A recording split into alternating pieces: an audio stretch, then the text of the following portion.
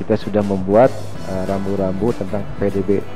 Kita masih insya Allah akan menggunakan PPDB online. Online juga. Ya, mulai tanggal 22 Juni kita sudah melakukan PPDB untuk satuan guru. Soal zonasi masih berlaku nggak Pak? Kapan ini sekolah ini mau dibuka seperti biasa? Mulai. Ya. Barangkali Bapak punya bocoran gitu. Sebelum lanjut, jangan lupa subscribe dulu ya. Klik tombol merah di bawah dan aktifkan icon loncengnya supaya Anda tidak ketinggalan informasi menarik yang kami sajikan.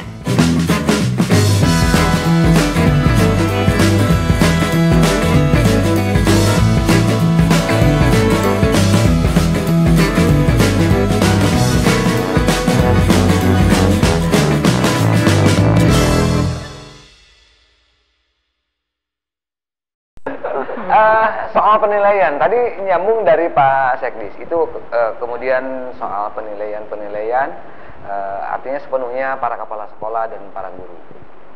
Teknisnya, dalam pembagian rapot hari besok, aman nggak nih anak-anak semua? Pak Haji Secap, silakan, boleh. Terima kasih untuk prosedural penilaian khusus untuk semester genap di tahun pelajaran 2019-2020. Kita ada tentatif waktu Januari, Februari, Maret itu alhamdulillah masih berlangsung kegiatan tatap muka. Tapi di pertengahan bulan Maret, April, Mei sampai Juni, kebetulan kita sudah mulai pembelajaran daring. Iya. Tapi keberlangsungan dari nilai yang dilaksanakan harian dan PAT di semester genap ini ditambah dengan penilaian di dalam kegiatan pembelajaran daring, alhamdulillah pada akhirnya untuk yang 5 hari efektif per pekan pembelajaran, pembagian rapot itu dilaksanakan per tanggal 19 hari ini. Hari ini. Iya. Salah satunya adalah sekolah SMP Negeri 1 Kota Tasikmalaya dibagikan rapot melalui online. Alhamdulillah sehingga online kita sampaikan, tidak ada anak datang bergerumbul, kumpul-kumpul di sekolah atau orang tua, tetapi tadi jam 9 tepat kita sudah men-share nilai online itu kepada seluruh siswa SMP Negeri 1 dan juga orang tua langsung mengetahuinya. Dari tingkat kenaikan kelas? Kriteria di dalam kurikulum tingkat satuan pendidikan SMP Negeri 1 Tasikmalaya jelas ada standar yang harus dijadikan acuan berdasarkan penilaian, pembelajaran, karakter, dan pertimbangan-pertimbangan pemikiran dari Bapak Ibu Guru yang kebetulan langsung terjun melakukan pembelajaran di kelas. Akhirnya disimpulkan seluruh siswa sebanyak 690-an siswa kelas 17-8 dinyatakan naik kelas. Alhamdulillah. Kalau Eda sendiri Bu? Terima kasih, selamat malam untuk semuanya. Kenapa? Nitip siapa? Enggak nitip. Saya nanya gitu.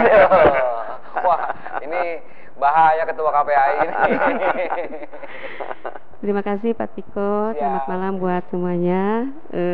Terkait dengan penilaian ataupun pembagian rapot yang dilaksanakan di SDN Citapen, sebagaimana yang tadi diungkapkan oleh Bapak Kepala SMP Negeri 1, bahwa penilaian untuk pengisian rapot itu kita ambil sesuai dengan pengarahan dan arahan dari Surat Edaran Menteri Pendidikan nomor 4 ya Dok, itu tentang pengisian rapot, yaitu diambil dari nilai harian selama 3 bulan waktu sebelum COVID, kemudian ditambah nilai PTS ya, penilaian tengah semester.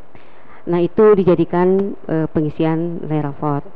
Kemudian selama pembelajaran COVID kita tetap melaksanakan pembelajaran daring, mau tidak mau, suka tidak suka harus mau, karena ini bukan kemauan kita, ini adalah musibah internasional. Kita harus siap, kita harus berani membuka diri, mempersiapkan memasuki era teknologi, dan kita juga mempersiapkan guru-gurunya itu mahir atau melek dengan teknologi ya. Walaupun ibu-ibunya atau ada kendala, ini kan kita belajar menuju proses yang lebih baik gitu. Terkait dengan rapot tadi, untuk selama COVID tetap dilaksanakan pembelajaran daring, itu melalui Google Form. yaitu sebelumnya guru men-share, memberikan video pembelajaran kepada para siswa, kemudian nanti ada tugas yang harus diisi melalui Google Form tadi. Ya, setelah itu kalau yang tidak bisa menggunakan Google Form itu terkait dengan keberadaan ataupun sarana yang ada, kita kan tidak sepenuhnya misalkan punya jaringan apa gitu ya, ataupun sarana yang diperlukan, tetapi ada beberapa siswa atau sebagian siswa yang mampunya misalkan lewat WhatsApp group itu, jadi dikirim lewat jadi WhatsApp. ada alternatif lain. Iya, seperti itu. Ya, apapun itu diberikan, kita harus memberikan pelayanan terbaik buat siswa. Kalau tidak ada sama sekali, kita kontrol Pak istilahnya. Datang atau telepon, datang gurunya ataupun orang tuanya memberikan tugas, menyampaikan ke sekolah dengan catatan tetap memperhatikan protokol kesehatan.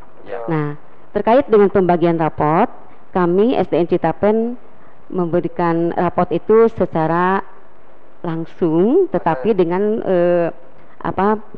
pembagiannya 2 hari dari hari tadi ya dengan besok ya. Jadi dibagi kelas 1 sama kelas 2 hari Jumat, diatur waktunya berdasarkan nomor urut siswa juga. Misalkan dari jam 7 sampai jam 8 nomor urut 1 sampai nomor 10 dan seterusnya. Kemudian besok tanggal 20 itu kelas 4 dan 5. Dan kelas 6 kemarin sudah itu. Jadi tetap kita mempergunakan protokol kesehatan dan anak tidak boleh dibawa ke sekolah. Itu hak paten Pak. Jadi anak tidak dibawa ke sekolah. Jadi yang datang ke sekolah hanya gurunya saja. Apabila ada keluhan-keluhan, kita melalui telepon ataupun WhatsApp.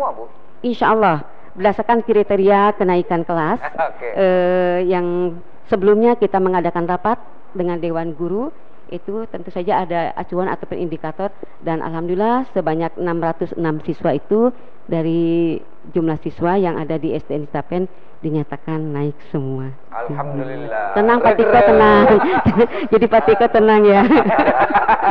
Soalnya jadi saya juga ini sedikit berbagi pengalaman aja. Kalau saya tidak aneh, tidak asing ketika bagaimana harus memvideo kegiatan anak mengaji, belajar hafalan. Ya karena memang kerjaan kita di media massa.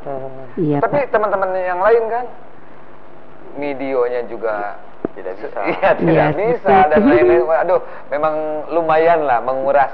Betul kata Pak Subhan tadi, ini apa namanya, mau tidak mau harus ditelan, harus diterima gitu. Iya, jadi kenyataan pahit. Tetapi tapi ini belum selesai loh persoalan, karena ada penerimaan siswa baru nih. Iya, Pak. Ini bagaimana nih pola-pola? Karena iya betul. Selain teknis, Pak Subhan kan ini juga harus butuh formulasi pola didik yang baru. Karena kapan sih kita sekolah dibuka belajar seperti biasa? Kan belum ada ketentuan, Pak.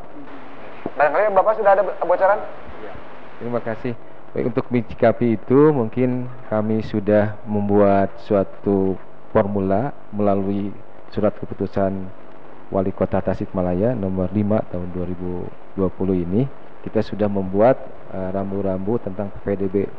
Kita masih insya Allah akan menggunakan PPDB online. Online juga. Ya. Tadi sesuai yang disampaikan oleh teman-teman saya bahwa kita juga sekarang melatih, bukan hanya melatih masyarakat, juga melatih gurunya supaya melek terhadap IT. Ya mudah-mudahan dimulai dengan yang sulit ini, mudah-mudahan kedepannya mereka itu semakin termotivasi untuk semuanya bisa melaksanakan atau bisa melek IT gitu. Jadi insya Allah dilaksanakan dengan daring. Mulai tanggal 22 Juni kita sudah melakukan PPDB untuk satuan pendidikan. Hari Senin besok kita sudah mulai. Hari Senin ya. Kita itu soal zonasi masih berlaku nggak Pak?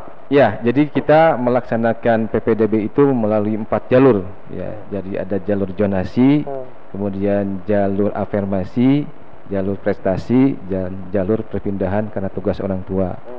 Itu komposisinya mungkin sudah diatur.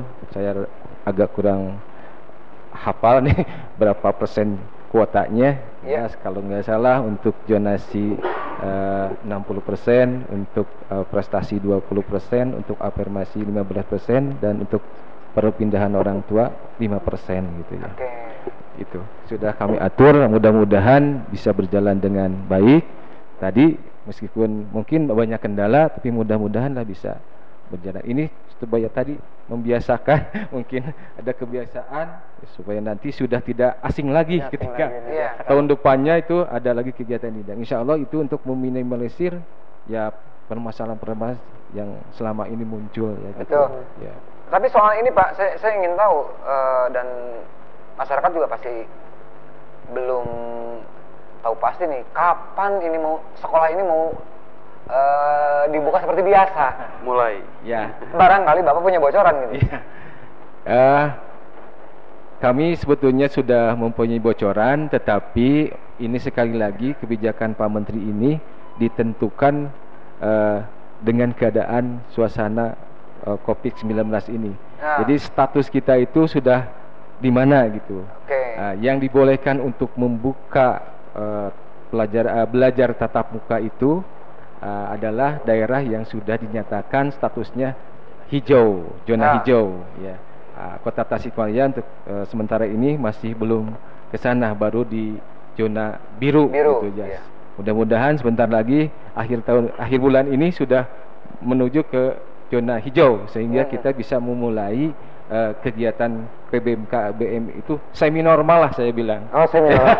Karena kalau normal kan harusnya semua anak itu bisa masuk. Nah, karena kita masih terbatas harus melaksanakan protokol kesehatan. Jadi kalau nanti tahun ajaran baru itu dibolehkan sesuai dengan kalender kita tanggal 13 Juli 2020 ini, kita akan melaksanakan kegiatan PBMK-BM untuk sebahagian anak didik kita. Jadi di aturannya itu kalau yang sudah memulai PBMK-BM itu setengah dari jumlah siswa di kelasnya itu. Jadi, sehingga nanti mungkin teman-teman kami para kepala sekolah bisa mengatur manajemennya, apakah nanti itu 2 shift gitu ya. Apakah bisa seperti puasa Nabi Daud 1 hari puasa, 1 hari tidak, atau 1 hari masuk, 1 kali tidak, seperti itu. Gitu. Jadi diatur seperti itu. Jadi kelas 1 mungkin hari ini, kelas 2 nanti hari ini, terus diatur seperti itu. Saya agak loading barusan. Dikira ini suruh puasa lagi gitu. Sambil bercanda supaya tidak tegang ya. Baik Pak Sekdis, nanti akan kita lanjutkan lagi obrolannya soal teknis ya, dan termasuk formulasi apa sih yang ideal. Nanti Pak Subhan barangkali punya ide dan gagasannya. Dan pemirsa nantikan pos ronda di setelah jeda berikut ini.